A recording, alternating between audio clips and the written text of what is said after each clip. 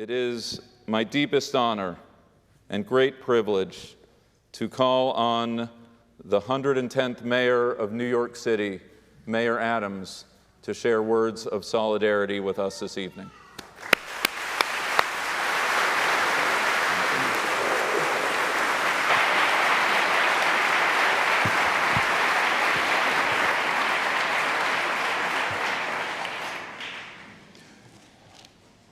People often ask me why I have such a close relationship with the Jewish community. And it goes back so far. I remember as a child reading about the life of Dr. King, and reading about some of those significant organizations that really paved the way for the African-American civil rights experience. Thinking about Howard University, Dillard College. I think about Julius Rosenwald, who created 2,000 secondary and primary schools, where thousands of young black children who were denied proper education was able to go through. I think about during the Freedom Summers and the white children that came from northern cities and participated, how 50% of them were Jewish. How without those Jewish supporters, some of the most significant organizations defined us, NAACP, SNCC, SCLC. The Jewish relationship with the African-American experience is so significant. And when others stood on the sideline, the Jewish community placed themselves in harm's way to fight on behalf of African-Americans throughout this entire country. How could I stand on the sideline now? How could I sit back and watch the devastation that I saw? I am not doing this merely because that we have the largest Jewish population outside of Israel. I'm doing it because I owe you. I owe you. My son Jordan owes you. My parents owed you. The African-American experience is connected to the Jewish and African-American relationship. And I know that so well. And my heart is in so much pain on what I saw in Israel. Hamas wanted to destroy the spirits of the Jewish people. Israel has a right to defend itself. I cannot say that any clearer, a level of clarity. But something else should happen. Every group in this city should be raising their voice. No one should be a detached spectator right now sitting on the sidelines watching this battle. Everyone should be raising their voice. And your army is one of the best trained armies. Young people instill the spirit of patriotism, and they're going to fight the battle. And here in the city of New York, you have my commitment and promise. We're going to protect, in general, every citizen of this city, but specifically the Jewish community. You saw the threats that was put out. They are going to do their jobs. We have two armies that are fighting to defend us. One in Israel we should pray for and give them the strength and courage to succeed. And the men and women who adorn a blue uniform here in the city of New York.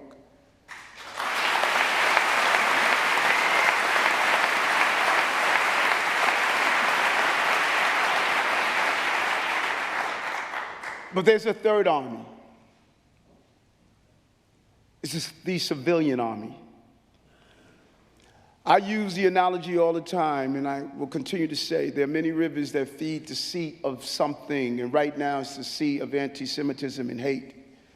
We have to dam each river. And what does it look like? We have to dam the rivers of our college campuses that have moved from places of academic achievements to systems of hate. We all heard the anti-Semitic speech from CUNY Law School. We have to dam the rivers on our college campuses that promote hate. We have to dam the river of social media and using algorithms to push out anti-Semitism and hate throughout our social media, radicalizing our young people within our own households. The young man that shot a group of African Americans in a supermarket, it wasn't from his parents, it was from social media. Our social media platforms have to stop pushing out hate and destroying the minds of our young people.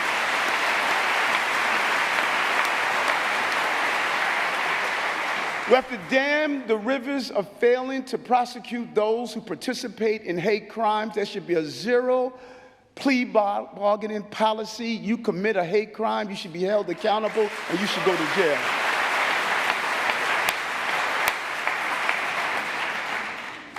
We have to dam the river of separatism.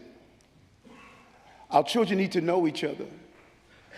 We have something called breaking bread, building bonds. We want 1,000 dinners across the city and people to sit down and do something revolutionary. Talk to each other. Learn what a Passover is, what Kwanzaa is, what Diwali is. Learn why we wear hijab, a kufi, a yarmulke.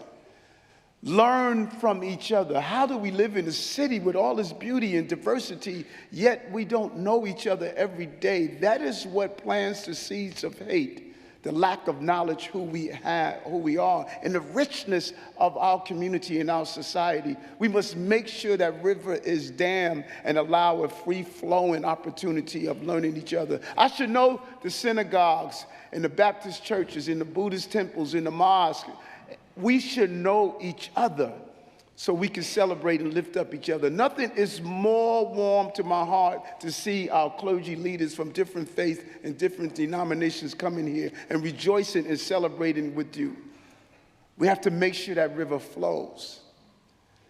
And we have to dam the river of watching those who believe it's all right to celebrate, as DSA did, to celebrate the destruction and the hatred we saw in Israel and use our streets to do so, not in New York City. That is not who we are.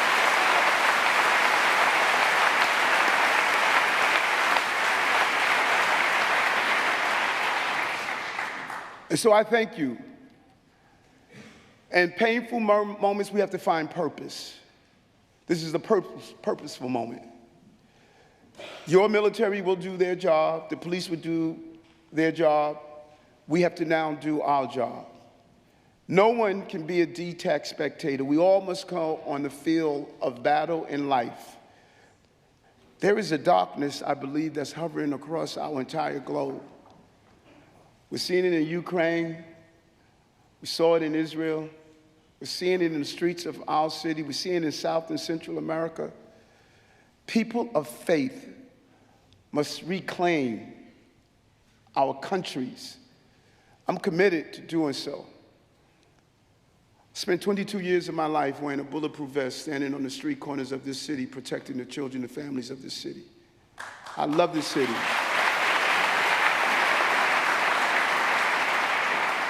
I love the people of this city.